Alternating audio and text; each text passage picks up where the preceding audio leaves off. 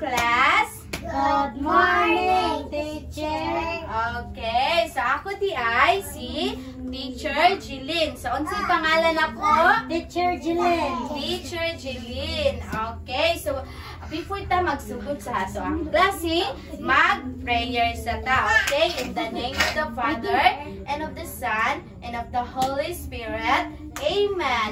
Okay, so before ta manglingkod, ato sang tanawon, ang isigkilit kung napay mga basura. Tanawa sa inyong isigkilit. Okay, so wala na yung mga basura. Wow, ka-very good sa mga bata, oy. Limpyo man ang palibot. So, before ta, muadto po dito sa atong ang klase, kinsay absent karong adlaw. Wow, very good. Walay absent. Class, na atong timan-an, na atay classroom rules. So, ang ato ang classroom rules, pasahon ni teacher, aron ang ato ang classroom, hilom ug makatuntapag ang maayo. Okay? So, ang una sa classroom rules, do your best. So, dapat buhaton nato ang ato ang best. And then, follow the direction. So, musunod mo ni teacher sa kung unsa ang iyahang isulti. So, be ready to learn. Excited na ba ang tanan nga makaton? Yes. Okay, excited na ang tanan. And then, raise your hand. So, kung may mga pangutana ni teacher or kung naamoy ginahan itubag, i-raise ninyo ang inyong hand. And then, use kind words to magtinuotan taha sa ato ang mga classmate o sa ato ang maestra. Okay? Nakapaminaw ra ang tanan? Oh. Okay, so, ang last, take turns and smile. Dapat, always mo smile, okay? So, diri sa classroom, kailangan respetuon nato ang ato ang kaugalingon, ang ato ang isig kataw, work together, and magkatunta. So, kitang tanan, adunay makatunan, okay? Alright, very good mga bata. Okay, kinsa may ginahan mo kanta ug mo sayaw? Ako. Alright, kamo very good sa mga bata. Sunda si teacher ha. Kung mana si teacher, clap your hands, pat your knees, stamp your feet, and then blink your eyes, and then wiggle. Sunda si teacher ha, okay?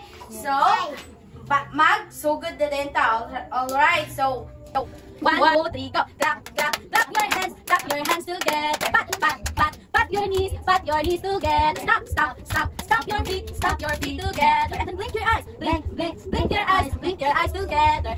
Wiggle your ears together. Wow, pakpakan nyo kaugalingon. Di pa very good sa mga bata. So yesterday, karon kabalo ko na andam na mo maminaw. Yesterday, we identified objects. So, unsa ang makita kaha ninyo sa mga classroom? Ate Kim, unsa may makita na to sulod sa classroom?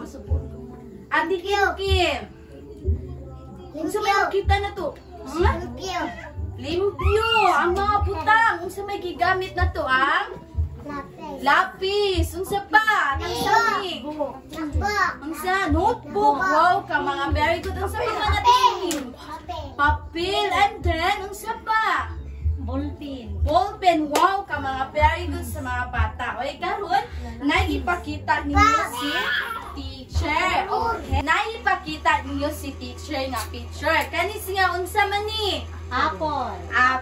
Pila ka po ang apple? Isa. One. Yes, very good. So, ang kani siya, usa ra ka apple. So, gitawag ni nato og singular. Okay, unsay tawagan ni? Singular. Alright, very good. And then, napapagipakita ninyo si teacher.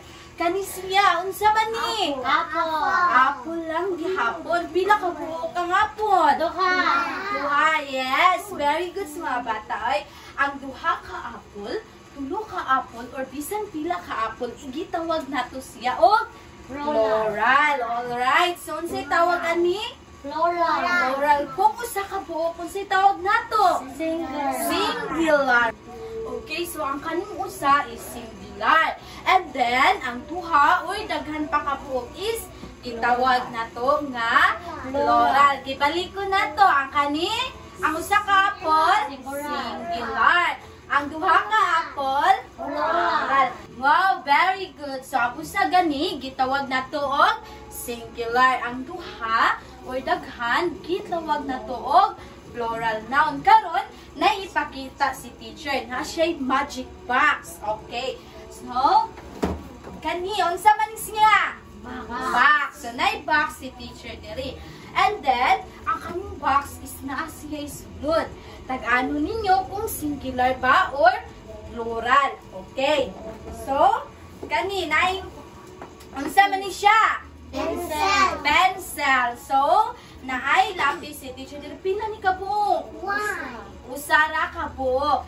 So, unsa may tawag na to sa usa kabuok? Singular. Singular. Wow, very good. And then, kani siya, unsa man ni? Lapis. Lapis. So, lapis gihapon. Ang lapis, akong gipakita niyo ganina, usara ka buok. And then, ningon mo nga, singular. Kani, how about this one? Plural. Plural noun. Wow, very good. At isa may karon, napailain ipakita ninyo si teacher. So, nakikita ninyo si teacher. Kani siya, unsa man ni? Unsay tawag ani? Libro. Book. Book siya. Libro sa Bisaya. Pila man ka buok? Pila man ni siya ka buok? Usa na kabuok. Ang tawagan niya is singular o plural? Singular. Singular. Alright. How about this one? So, pila man siya ka buok? Duha. So, libro gihapon ang gipakita ninyo ni teacher. So, singular or plural? Plural. Plural. Alright. Very good sa mga bata. Oy, kapalo na mo unsa ang singular o plural. Okay. Alright. So, base sa gipakita ni teacher ganina nga magic box, na ay lapis, na ay libro. And then, ningon mo nga singular and plural. So, unsa kaha ang lesson ni teacher karon? Unsa kaha atong i-discuss? Aki sa me? Singular o plural. Oh Lord, hala ka. Very good natin sa mi ay sa ato siya tagaan og pack-bet club. So, may na si teacher. 1, 2, pack na pack. 1, 2, bet na bet. 1, 2, 3, 4, pack bet. Alright, sabay. 1, 2, 3, go. 1, 2, pack na pack. 1, 2, bet na bet. 1, 2, 3, 4, pack bet. Wow, very good. Okay, so naipakita karon si teacher ninyo. So, ang kanis niya is ang singala na ni? Ering. Cat or earring. So, pila ka buok? Usa. Unsay tawag sa usa? Singular. Singular. Ang kanis siya, unsa man ni?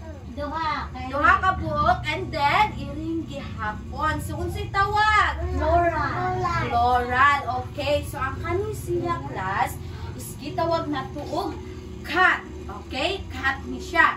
And then, kani siya kay tuha man siya, sumuad taog S. And then, ang tawag na to is cats. Okay? Cats. O, kani siya? Cat. And then, ang kani?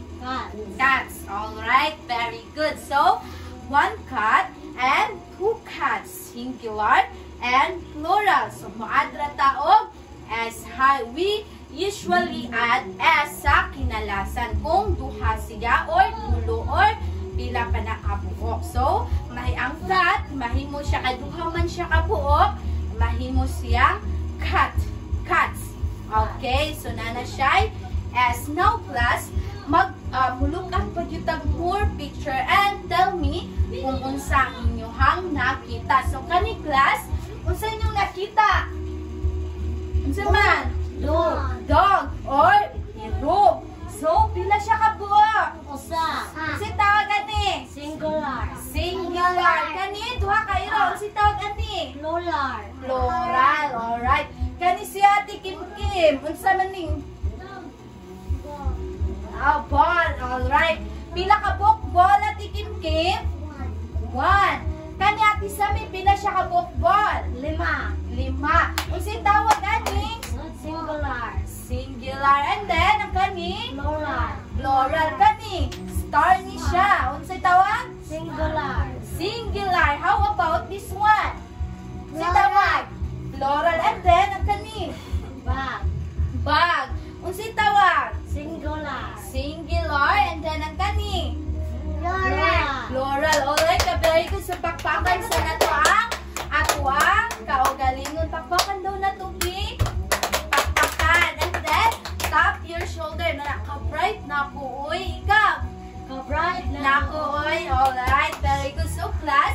did you notice something nga ang picture sa left side is usa ra siya ka buok. And then ang picture sa right side is daghan siya. Duha or daghan siya. So naay duha diri, naay tulo, naay duha, naay Lima. lima. So ang kana siya class is gitawag na nato og singular or plural. Okay, so ang kaning singular is dog, ball, star, and bag. So, naka-notice mo nga wala siya S. Okay? So, ang kaning plural nouns is mag-add ta usually og S. So, ang kaning dog, mahimo siyang, kaya duha man siya, mahimo siyang Dogs. dogs. Alright. Ang ball, mahimo siyang Balls. balls. Ka very good sa mga student tayo. And then, ang star, mahimo siyang Stars. stars. How about the bag? Bugs. Bags. Alright, very good. So, karon class, kay nakabalo naman tayo sa lesson ni teacher, sa discussion ni teacher sa singular or plural, i-divide mo ni teacher into two groups. Okay? Group 1 and Group 2. Ang Group 1, i-identify nila kung singular ba. Ang Group 2 is i-identify nila kung plural ba ang ipakita ni teacher nga picture. Okay? Singular, very good. And then Group 2, very happy siya. Nabili siya po. Ulo, di siya po. And then, kung Group 2, patuloy ka. Plural nouns, how about this one? Apple. So, ang apple, di naman po. Usa siya. Ang apple, isang tawag na kung singular. Singular. And then, Group 2, usa siya. Apple lang, ginapon ang apple. Di naman po. Upan, usan, singular, plural. Very good. So, class, both of you, kay nakakuha sa atong lesson kung unsa ang singular or plural. So, ang singular gani is kanang pasabot ana means usara siya ka buok. So, nakabantay mo, ang gipakita ni teacher sa singular is usara, and then ang plural is duha, tulo, or daghan. So, ang singular means one. Ang plural means more than one. And then, kung namito na to siya into sentence, mag-add lang ta og S. So, ang cat, mahimong cats kung plural na siya. So, unsa man ang ato ang na-learn karong adlaw. Okay. So, ang na-learn na to karong adlaw is ang singular means one. Ang plural means more than one. So, unsa ganito ang singular? Usara siya kabuok. Kung plural, more than one, duha, tulo, or upat. So, karon nanata sa ato ang evaluation. So, ang sira ni nato, and then, ato ang checkan assignment na ipakita si teacher na assignment, and then, ipass na to og mga adlaw para na po sa lain nga lesson. So, ako, karong adlaw is nahuman ang ato ang discussion, ang ato ang lesson. So, nalipay ba ang tanan? Oh, nalipay. Okay, very good. So, pakpakan na to ang ato ang kagalingon. So, ako, si Teacher Jilin. So, unsay pangalan ako? Teacher Jilin. Okay, so, mga adlaw lain na pod ang ato ang i-discuss. So, goodbye, class. And then, pwede na mong mamauli. Okay, goodbye! Goodbye, Teacher Jilin. Alright.